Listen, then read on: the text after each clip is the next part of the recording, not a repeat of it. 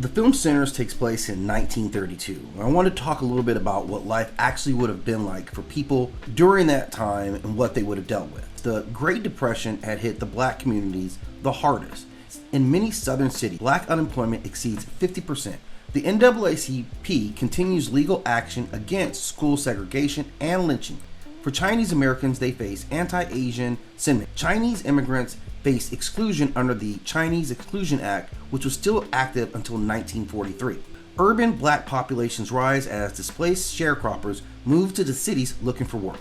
Juke joints and churches remain cultural hubs for black communities, offering relief from economic despair and systematic racism.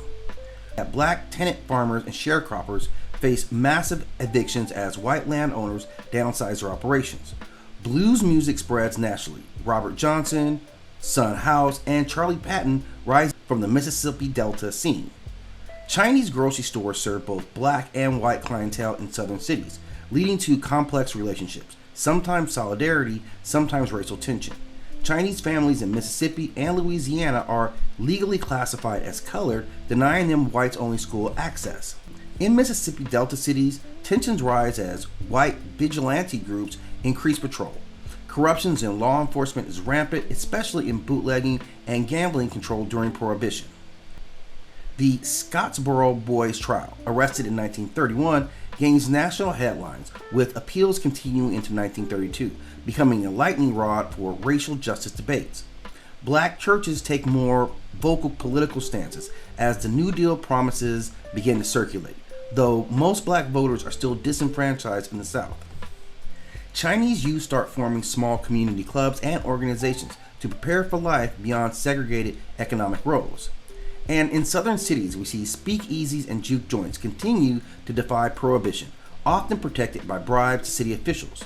The public health crisis spread in poor neighborhoods due to a lack of infrastructure, especially tuberculosis and malnutrition among black residents. We see that Franklin Delano Roosevelt is elected in November. While he doesn't directly campaign for black votes, the shift towards the Democratic Party begins among northern black communities. The Harlem Renaissance influences reaches southern cities through music and newspaper like the Chicago Defender. Second-generation Chinese Americans began pushing for civil rights and better education access.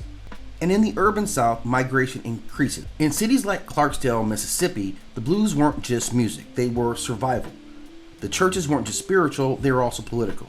The Chinese grocer wasn't just a merchant, they were a rare neutral party in a polarized world. This is a crossroads of black resilience, Chinese endurance, and southern transformation.